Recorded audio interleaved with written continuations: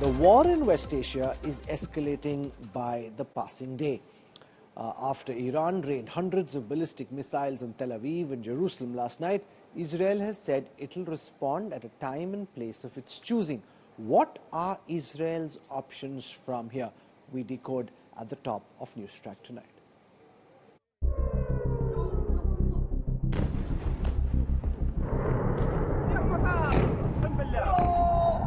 Ballistic missiles tearing through the night sky.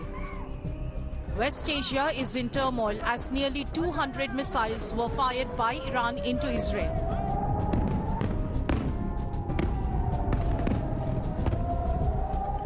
Iran's ballistic missile attack on Israel has caused significant damage, claims the Iranian Revolutionary Guards.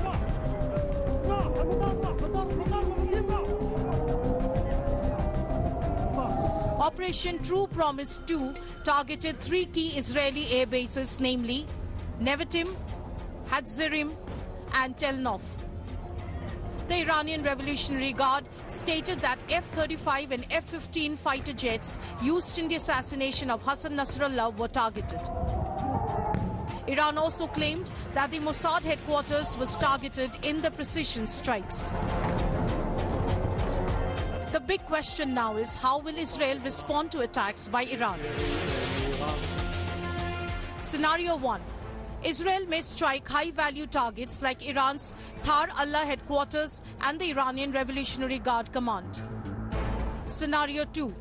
Israel could carry out airstrikes on Iran's underground missile bases. Scenario 3. Israel may carry out missile strikes on Iranian air bases. Scenario 4. Airstrikes on Iran's nuclear facilities. Scenario 5. Targeted covert assassination of Iranian politicians. Scenario 6. Mossad covert killings of Iranian diplomats or intel officers abroad. And lastly, Scenario 7. Israel could target Iranian assets in Lebanon, Yemen and Syria.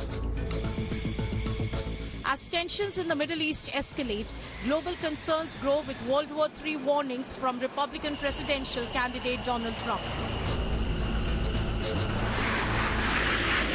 The US has deployed additional troops and more fighter jets to the Middle East as an attempt to mitigate the conflict between Israel and Iran's proxies from becoming a regional war.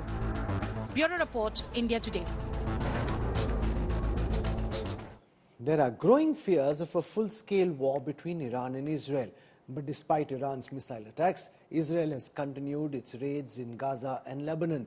Israel now seems to be fighting a 7-front war. Here's a breakdown of what this could mean for the region and for this conflict.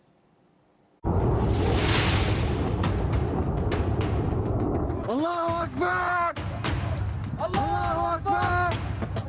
Allahu Akbar! Allahu Akbar! Iran enters the war.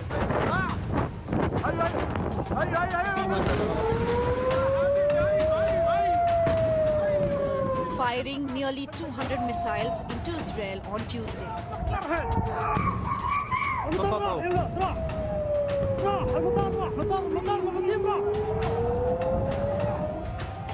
The Middle East conflict is intensifying.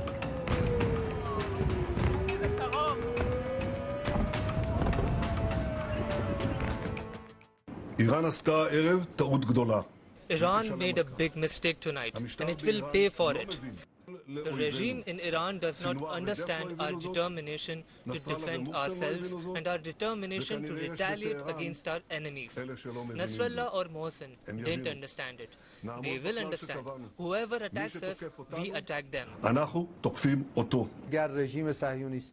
If the Zionist regime that has gone crazy is not controlled by America and Europe and wants to continue these crimes or wants to do anything against our sovereignty and territorial integrity, tonight's operation will be repeated several times and all their infrastructure will be targeted.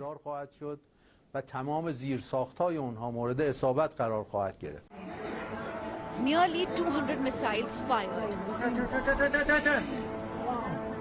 Iran used their Fateh 2 hypersonic missile, and the targets were crucial air bases in Israel and the Mossad headquarters. This attack was aimed at overwhelming Israel's arrow defense system, making it the biggest Iranian attack on Israel since April.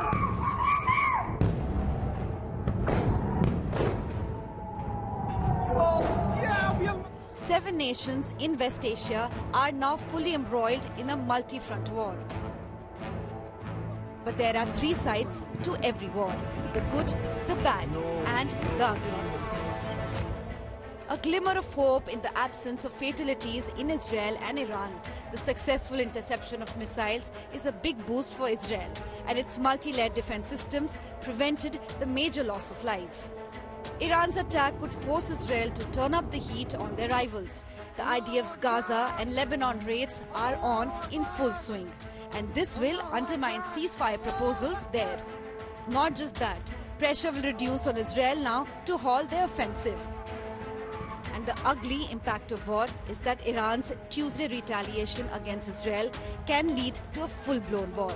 This Iranian attack is the biggest since April on Israel, and the use of the Fateh-2 ballistic missile has triggered alarm. The biggest impact of full-scale war will ultimately be the destabilization of global economies. With Ankit Kumar, Bureau Report, India Today. The biggest question in front of the world at the moment is how is Israel likely to react after the Iranian missile strikes? Joining us is Dr. Einat Wilf, prominent Israeli citizen, has been a member of the Israeli parliament. Dr. Wilf, thank you for taking out time for India Today. I want to start by asking you to describe as best as you can your understanding of the thinking at the highest echelons of the military and the political establishment in Israel on how Israel is likely to react after these 200-plus missiles were fired by the Iranians towards Israeli soil. I can definitely say that the mood in general across the country is that this ends here, in the sense that they attack, we kind of call it a draw and everyone goes home, is not in the cards. If you remember, in April, Iran launched a major attack against Israel, and the Americans at the time, very much in a mood of appeasement, which now goes by the name of de-escalation, said, take the win. And I remember thinking that I understand that it's been a while since anybody won a war, but this was not a win. Sitting down and just absorbing attacks, even thanks to our advanced air defense system, that's not a win. Ultimately, the win will have to be the same that it was every time that the world went to war with annihilationist extremist ideologies. Central and Western Europe became free once the Nazis were defeated. Eastern Europe became free once the Soviets were defeated. And the people of West Asia and the Middle East have the right to also be free. And for that, the ideology of the Ayatollahs, the ideology that says death to Israel, and of course, as you can notice, death to Israel is not exactly a negotiable demand. It's not something that we can discuss and agree to kind of reach a compromise. This ideology has to die, like Nazism, like communism, like Imperial Japan, whether it's a hot war or a cold war, but ultimately the Ayatollah regime could not emerge from this war standing. Okay, so you're suggesting that there will be a retaliation in the response. The concern with that is that that could lead to a full-blown war between Israel and Iran. So far, whatever has happened in the past year, efforts have been made to try and ensure that Iran and Israel don't end up in an all-out war. You're essentially suggesting that the Israeli establishment is okay with that, and you want to press till you can beat Iran and potentially effect a regime change. It's almost the opposite. If you look at history, appeasement has not worked, and de-escalation, the new word, also is not working. So many governments have been so afraid of war that in many ways they actually precipitated it. By constantly allowing extremist powers like Hamas, like Hezbollah, like Iran, to pay no consequences for their actions, for their buildup. So at one point, you actually have to face the core issue. And the core issue is the extremist ideologies. The Palestinian Hamas ideology that says no Jewish state, the extremist ideology of Hezbollah, the extremist ideology of the Ayatollahs. Those are not ideologies that the world can live with over time. At one point, those ideologies have to be defeated, eradicated, and like Germany, like Japan, the people can then pursue a new course of peace. We deserve all to be free, and we need to be free from ideologies that want nothing than death. Ma'am, the IDF has announced the deaths of 7 soldiers who were killed during fighting in southern Lebanon today. We've seen from the United Nations to the United States very strong calls for ceasefire, saying that, okay, pull back, given the fact that you've been able to eliminate a large part of the Hezbollah leadership, you've been able to turn the tide with all those pager attacks, the explosions. Is Hezbollah, Iran both demotivated? At some point in time, the world is urging Israel now to pull back. Oh, they are still very much motivated. They continue to be devoted to their extremist ideology. Again, we have no territorial dispute with the people of Gaza. We have no territorial dispute with Lebanon. We have certainly no territorial dispute with Iran. Their demand, their ideology is death to Israel. And what we've seen in southern Lebanon is the massive buildup of tunnels, of weaponry, in order to carry out an attack that is 100 times that of October 7th. Israelis understand that we were wrong to sit for nearly 2 decades and allow our enemies to build up on our borders, at our doorstep. This is not halfway around the world. This is at our doorstep. They have built capabilities that could kill hundreds of thousands of Israelis. We cannot sit by and allow this to happen. And frankly, the United Nations in particular has been worse than useless. There have been numerous UN resolutions calling on Hezbollah to arm, on the Lebanese army to assume responsibility. They have done nothing. When do they start calling for a ceasefire? When Israel is beginning to effectively take action to dismantle the weaponry, the infrastructure of Hezbollah. And by the way, we have a century-long experience. Every time that the Arabs attack the Jews, world powers cave to Arab demands. Whenever the Jews in Israel attack back, suddenly there are hysterical calls for a ceasefire. So really the mood right now in Israel is we're not going to stop until these capabilities no longer exist. Okay, you've given us a sense of the thinking in Israel. Dr. Einat Wilf, for joining us on the news track. Thank you very much. We will track very carefully how Israel does respond to these Iranian missile attacks. Thank you, ma'am, for joining us. Thank you. Soon after the Iranian missile attacks hit Israel, there was panic on the streets of Tehran. Scared citizens lined up at fuel pumps, fearing an escalation. The supreme leader of Iran continues to be in a safe location, but Iran's Islamic Revolutionary Guard Corps has warned of a bigger response if Israel dares to retaliate.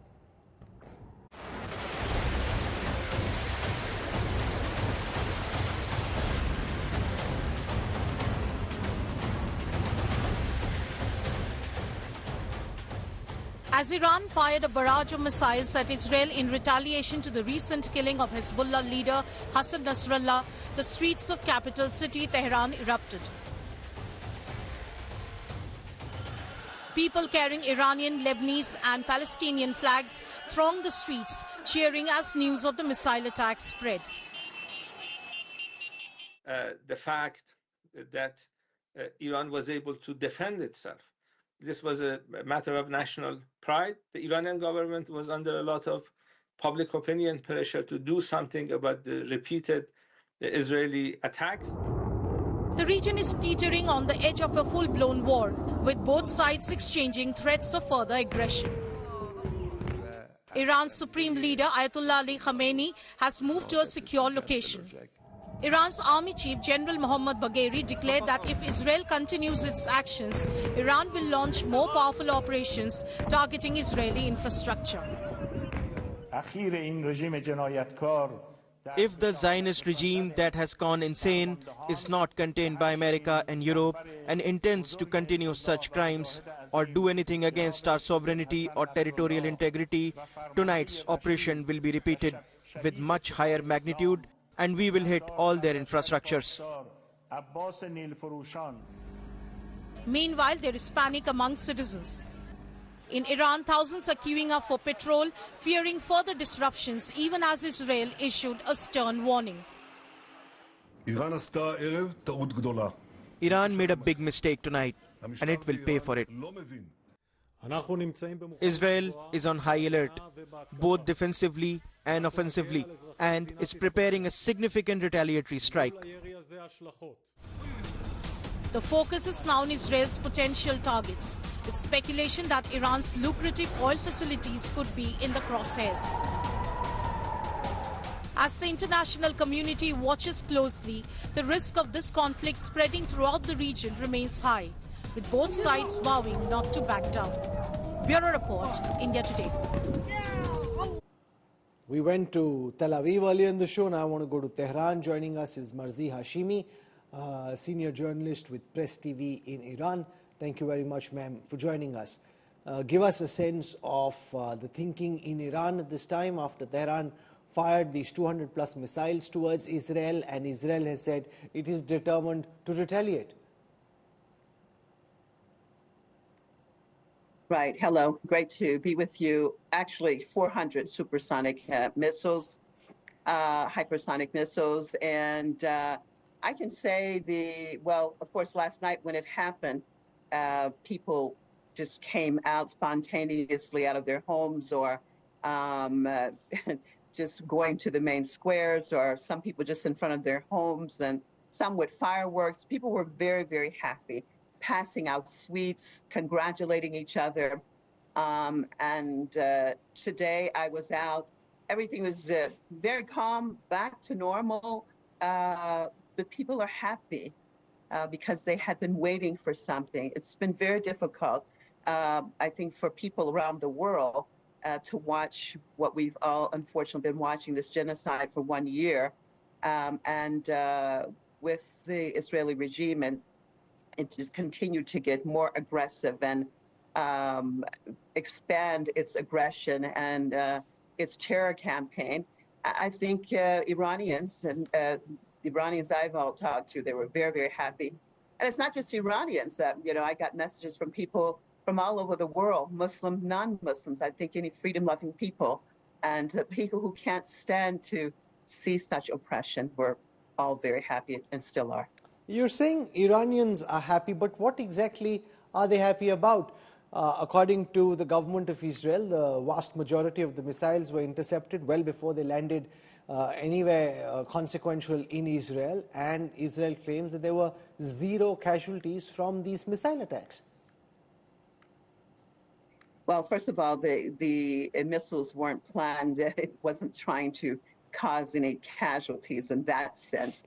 It was headed towards military installations, military sites, sensitive sites that have been involved in various terror campaigns. You're saying that the Israeli regime and the Israeli officials are saying that most of the missiles were intercepted. Well, we know from this side,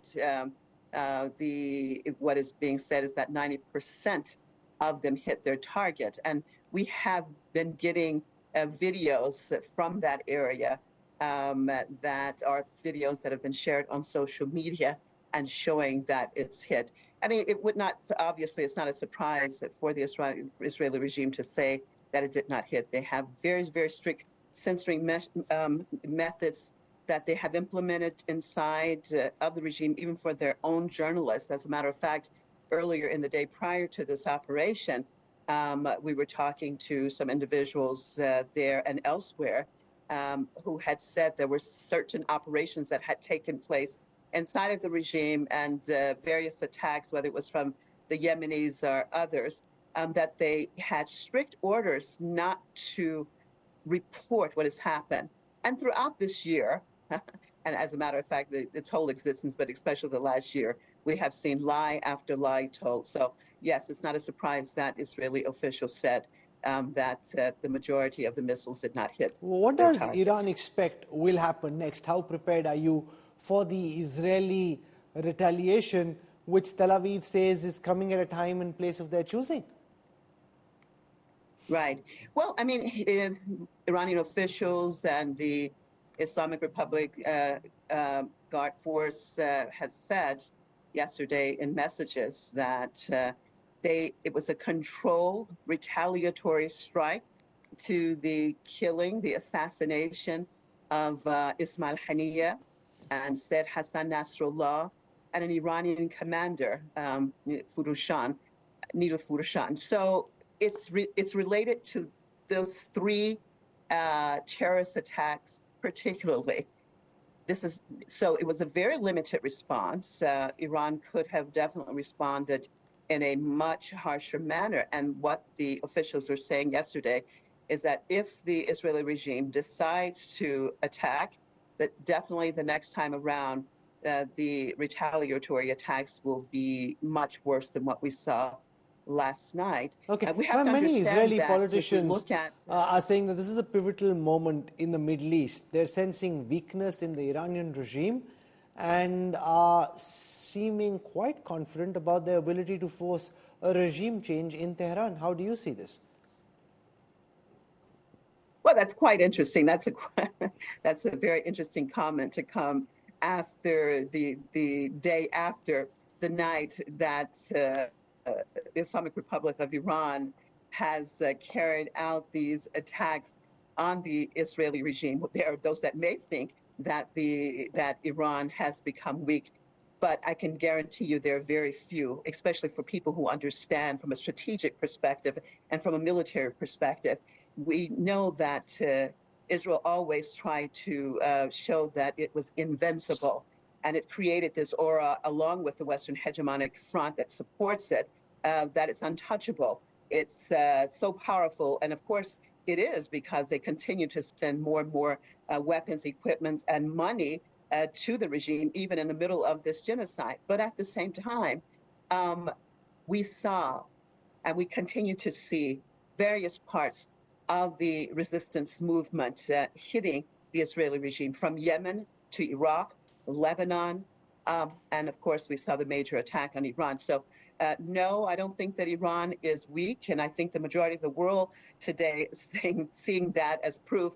And as far as the government in Iran or the system being overthrown, this is something, a narrative that has been played out since 1979, since the victory of the Islamic Revolution in Iran, when they were saying back then it won't last 6 months. Well, now it's been 46 years, and I can definitely say that the people inside of the country and those outside of the country supported have never been prouder than they were tonight. Marzi Hashemi, for joining me from Tehran, thank you very much. So you've heard the perspective from Tel Aviv, you've now heard the perspective from Tehran.